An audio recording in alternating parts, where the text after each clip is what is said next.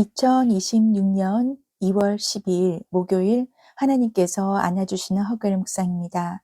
사랑하는 헛개를 묵상 가족 여러분, 그리스도인들이 성경에서 좋아하는 인물, 닮고 싶어 하는 인물을 꼽아보라고 하면 많은 사람들이 다윗을 꼽습니다.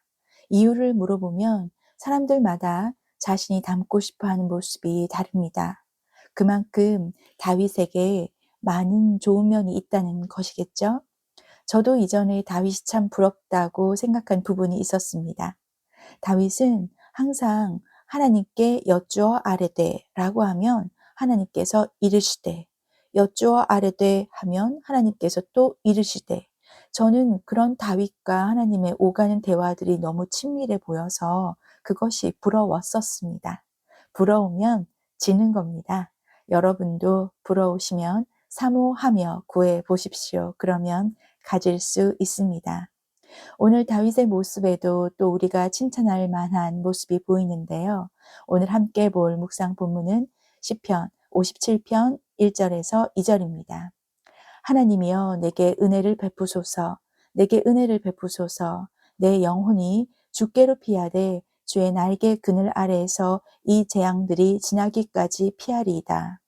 내가 지존하신 하나님께 부르짖으며 곧 나를 위하여 모든 것을 이루시는 하나님께로다. 아멘. 오늘 본문으로는 1, 2절을 선택했지만 사실 오늘 묵상은 시편 57편의 전체를 아우르는 내용입니다. 짧은 묵상 나눔 시간 동안 전체를 읽어드릴 수는 없어서요. 여러분들은 오늘 꼭 시편 57편을 곱씹으며 3가지 이상의 버전으로 찬찬히 읽어보시기를 추천드립니다. 시편 57편은 다윗의 믹담시, 다윗이 사울을 피하여 굴에 있던 때라고 되어 있습니다. 상황이 매우 어려운 거죠. 자신을 죽이려고 하는 사람을 피해서 굴에 있다는 것이 문자적으로 이해할 것이 아니라 상황을 상상해 보면 얼마나 두렵고 떨리며 불편하고 어려운 때이겠습니까? 그런데 제가 오늘 이 시편 57편을 본문으로 정하게 된 이유는요. 먼저 7절을 찾아보면서 앞뒤 9절을 읽다가 다윗의 모습에서 참 놀라운 면이 새삼스럽게 눈에 들어왔기 때문입니다. 그 어렵고 두려운 상황에서 이렇게 고백합니다. 하나님이여, 내 마음이 확정되었고 내 마음이 확정되었사오니 내가 노래하고 내가 찬송하리이다. 내가 찬송하리이다를 NIV 버전으로 보면 make music, 음악을 만들다라고 표현되어 있습니다. 아니 어떻게 그 상황에서 이미 알고 있는 노래를 부르는 것도 모자라 음악, 멜로디를 만들어 찬양을 하겠다는 생각을 하지? 라는 마음이 들어서 도대체 무엇이 다윗으로 하여금 그 죽음의 두려움 앞에서 노래를 부를 수 있게 했는지를 이해하려고 다윗이 피해 있는 굴로 들어가서 다윗을 훔쳐 보았습니다. 그렇기에 오늘 묵상은 사실 57편 전체를 보아야 제가 새삼스럽게 알게 된 것을 함께 느끼실 수 있을 것 같습니다. 1절에서 다윗은 그 두려움 앞에서 하나님이여 라고 자신의 기도를 들으시는 대상을 명확하게 부릅니다. 내가 하는 고백, 중얼거림이 누구를 향해 있는지가 그저 푸념이나 탄식으로 끝날 것인가, 기도가 될 것인가로 나뉘게 되죠. 명확하게 하나님을 부른 후에 내게 은혜를 베푸소서, 내게 은혜를 베푸소서라고 간절한 마음으로 2번이나 마음을 토로합니다. 성경에서 반복이 되는 것은 그만큼 강조하는 거죠.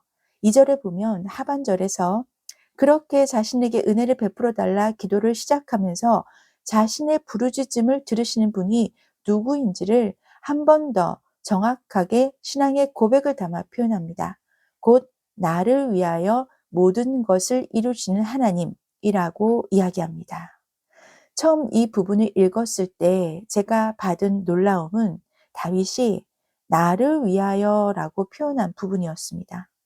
아니 어떻게 이런 자신감이 생길까요?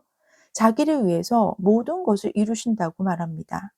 다른 버전으로 보니 나를 위하여 복수해 주시는 하나님, 나를 위한 주의 목적을 이루시는 하나님, 나를 위해 무엇이든 하시는 하나님이라고 되어 있습니다. 분명히 경험에서 비롯된 자신감이죠. 그래서 신앙의 여정은 내가 겪은 나의 하나님의 기억, 추억이 쌓이게 되는 것이고, 그럴 때 이런 자신감 있는 고백이 가능한 것입니다. 친밀도의 근거가 함께 보낸 시간만큼, 추억만큼 비례할 수밖에 없으니까요. 다윗은 그렇게 힘든 일이 있을 때마다 다른 방법을 찾지 않았습니다. 1절 하반절에 있듯이 내 영혼이 실망하고 좌절하고 두려워할 나의 영혼이 주께로 피해서 주의 날개 그늘 아래에 있다고 하면서 자신의 위치를 말해줍니다. 사랑하는 헛개리 묵상 가족 여러분, 재앙이 지나갈 수 있는 방법, 바로 여기서 알려주죠. 나의 위치가 혼자 있는 것이 아니고 주께로 피해서 주의 날개 그늘 아래에 있는 것입니다. 그곳에 있어야 재앙이 지나갈 수 있습니다. 그리고 이어지는 내용을 보면 그 자신감의 근거를 이해할 수 있습니다. 3절, 주께서 하늘에서부터 도움의 손길을 뻗어 자기를 건져줄 거라고 하면서 자신을 죽이기 위해 뒤쫓는 자들을 벌하실 거라고 선포합니다. 믿음의 고백이죠. 그리고 4절에서 비록 자신이 사자들 가운데 서 있고 무시무시한 들짐승들 가운데 누워 있다고 말하는데요.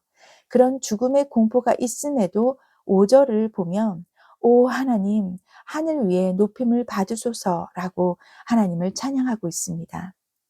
주변을 둘러싼 문제의 환경을 보지 않고 내가 문제 가운데 있더라도 하나님은 찬양받기 합당하신 분이기에 그분의 이름을 높여드리는 것을 선택한 것입니다. 하나님께서 다윗을 보시고 내 마음에 합한 자다 라고 하실만 하죠. 그러한 하나님의 평가가 수긍이 갈 수밖에 없습니다. 이미 5절에서 하나님의 이름을 높여드렸음에도 7절에서 다시 한번 아까의 그 선포를 합니다. 내 마음이 확정되었고 내 마음이 확정되었다고 2번이나 강조하면서 자신은 그러한 상황에서도 노래하고 찬양을 만들어서라도 새 노래로 찬송하겠다고 합니다. 그런데 오늘은 다윗의 이 고백이 확신에 차게 들리기보다는 두려움을 느끼면서도 스스로에게 다짐하는 결연한 의지가 담긴 스스로의 자기 최면 혹은 무서움에 떨 수밖에 없는 상황에서 의지적으로 하나님을 바라보겠노라고 자신에게 선포하는 다짐으로 새롭게 다가왔습니다. 그렇게 보게 된 이유가 8절에서 나옵니다. 내 영광아 깰지어다 깰지어다 깨우리로다. 이렇게 최면을 걸듯이 그 무서운 상황에 짓눌려지지 않으려고 3번이나 다짐을 하는 모습에서 새벽을 깨운다는 표현이 여태까지와는 다르게 다가왔습니다. 보통 우리가 새벽을 깨우리로다라고 하면 새벽 기도 시간에 특세를 하거나 그럴 때 잠을 깨서 내가 나가서 기도를 하겠다 이렇게 쉽게 이해하잖아요.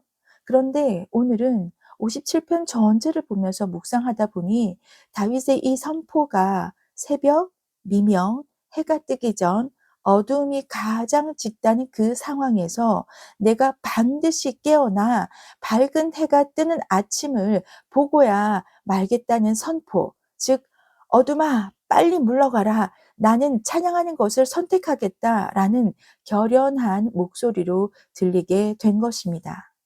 여러분은 어찌 들리시나요? 그래서 오늘의 제목을 이렇게 정하게 되었습니다. 새벽을 깨우면 이란 어둠이 가장 짙은 시간에 믿음으로 선포를 하고 찬양을 선택하면 이라는 뜻입니다. 그렇게 새벽을 깨우면 재앙도 지나갑니다. 지나갈 수밖에 없겠죠.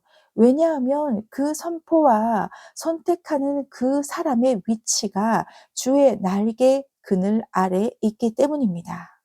그 엄청난 비밀을 내 것이라고 선포하며 결연한 의지를 다지는 우리 모두가 되기를 소망합니다. 함께 기도할게요. 하나님 아버지, 우리를 위하여 모든 것을 이루시는 하나님, 어두움이 진하게 내려앉은 상황에서 부르짖을 때 우리가 주의 날개 그늘 아래 피할 때 우리를 포근히 안아주실 아버지라 참 감사합니다. 우리로 하여금 어두움에 매몰되지 않게 하시옵소서. 어떠한 상황에도 하나님을 찬양하기를 선택하는 믿음을 보이게 도와주시옵소서. 허그엘 묵상가족 한 분 한 분이 다시 한번 하나님 앞에 마음을 확정하고 또 확정하여 새 노래로 찬양하게 하시고 믿음의 선포를 외칠 수 있기를 간절히 기도합니다. 어둠을 향해서 새벽을 깨우겠다. 예수 이름으로 선포하며 승리를 내 것으로 가질 수 있기를 원하며 도우실 예수 그리스도 이름으로 간절히 기도드립니다. 아멘. 아멘 하신 허글 묵상 가족 여러분, 선포하십시오. 상황에 눌리지 말고 찬양을 선택하시는 우리 모두가 되기를 축복합니다. 여호와 니시.